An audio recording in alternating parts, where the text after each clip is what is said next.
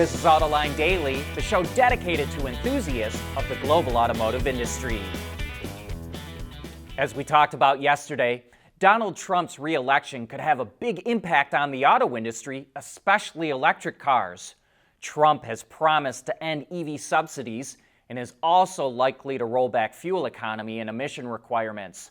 So, forecasters are now lowering their outlook for sales of EVs. Global data is now projecting that EV market share in the U.S. will reach 28% in 2030, down from its previous forecast to 33%. And that could hurt automakers' bottom lines. The auto industry has already committed $129 billion to EVs through 2027 in North America. AlixPartner says that investment could now be at risk if fuel economy rules are softened and EV subsidies are eliminated. Automakers would likely pivot to produce more PHEVs and EREVs in their plants instead of pure electrics, but they would still take a financial hit. However, we still don't know exactly what Trump will do. And to get some idea, check out yesterday's Autoline After Hours with Sandy Monroe. He gave us his thoughts on what might happen with Trump in the White House and Elon Musk as an advisor.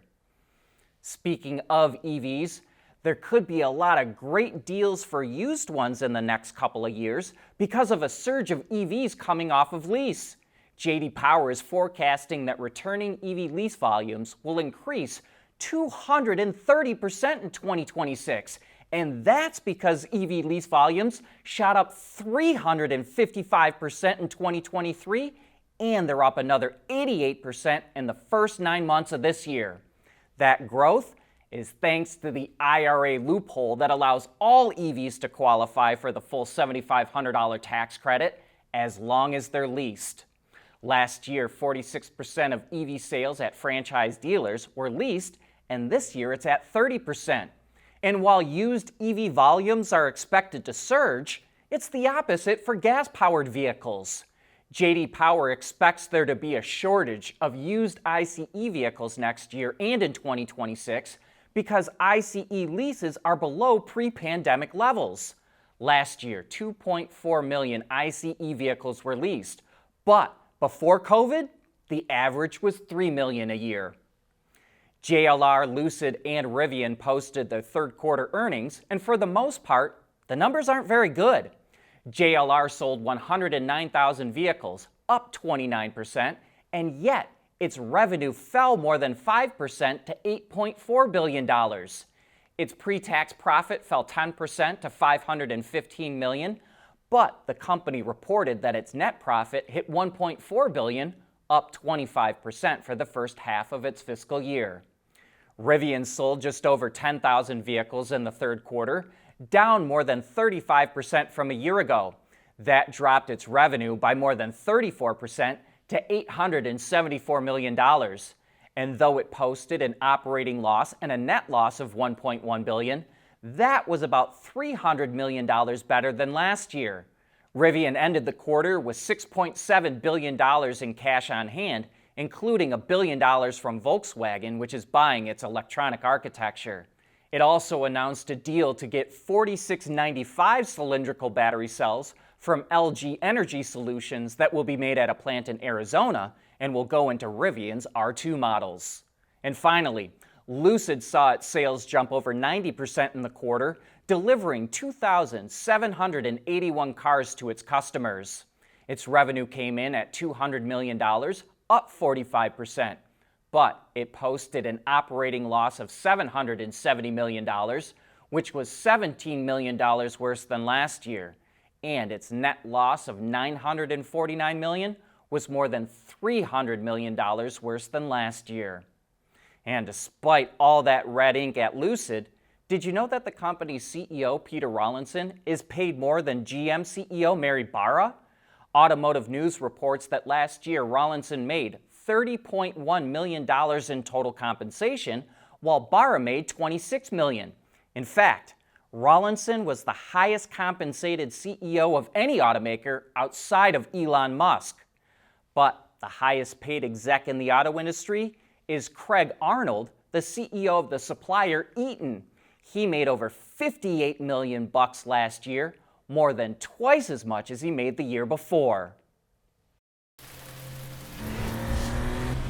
Knowing that a little rain won't slow down your day, that's what really matters. Bridgestone Turanza Quiet Track tires, confident control in wet conditions.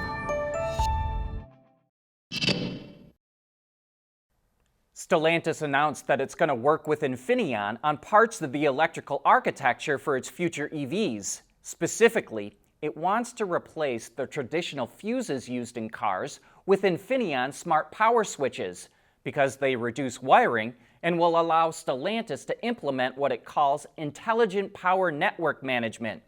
The automaker is also developing standardized power modules, which will be supported by silicon carbide semiconductor chips from Infineon, while its microcontrollers will be used in Stellantis' zonal architecture. And lastly, they'll work together on the power system for software-defined vehicles. As we saw by how badly automakers were impacted during the chip shortage, they rely heavily on the producers of semiconductors, which is part of the reason Stellantis formed this partnership. And the earlier you can bring them in on the product development process, the better.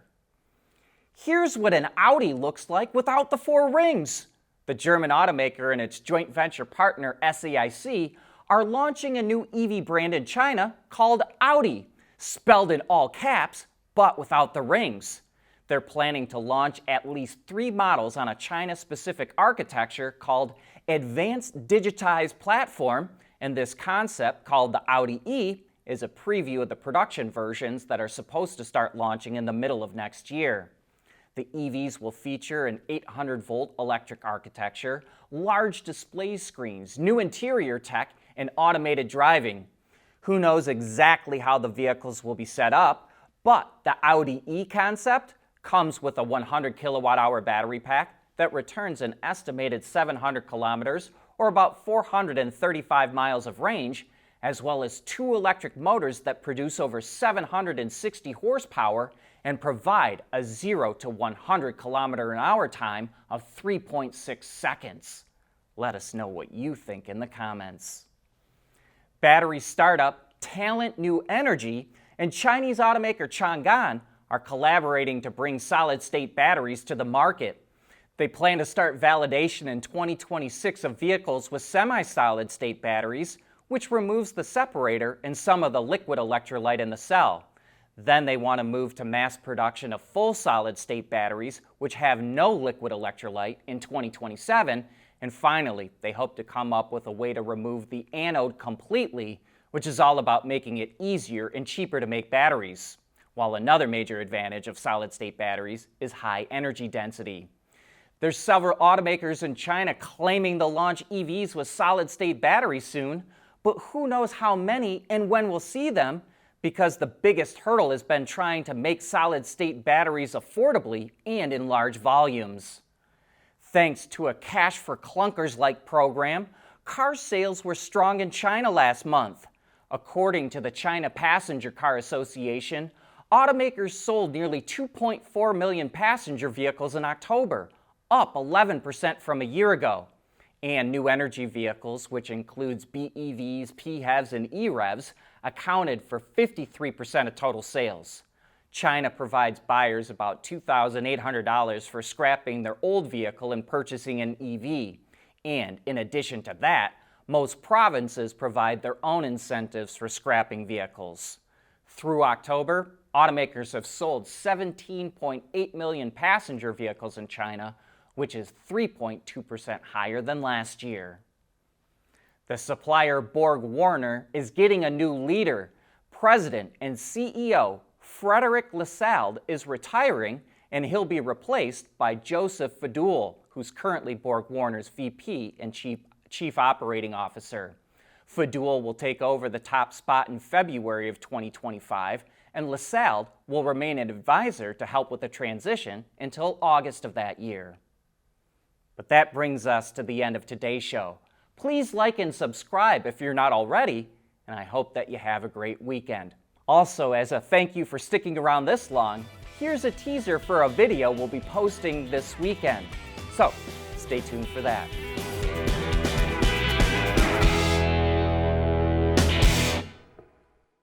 Autoline Daily is brought to you by Bridgestone, solutions for your journey.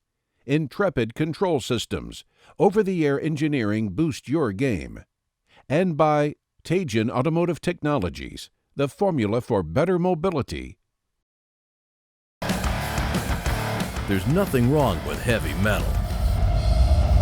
Hey, lighten up. But with world-class composite material, Teijin Automotive Technologies makes vehicles lighter, safer, and more eco-friendly.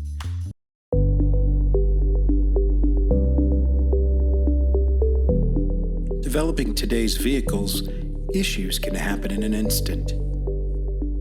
What good is knowing your problems without the data to solve them? Meet Wireless Neovi Cloud, your secure off-the-shelf solution, empowering real-time collaboration for quick resolution. With Wireless Neovi Cloud, your team can prevent issues before they can escalate. Driver communication data and remote diagnostics to analyze and resolve your problems using OTA, allowing your executives oversight throughout the process.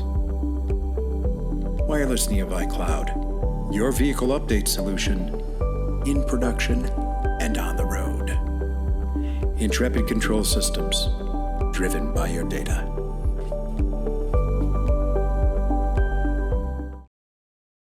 Wards is the industry leader for news, data, and analysis. That's why companies across the globe subscribe to our premium service, maybe even your own. Log in for subscriber access now. Check your company's intranet for details and rely on wardsauto.com to keep you informed.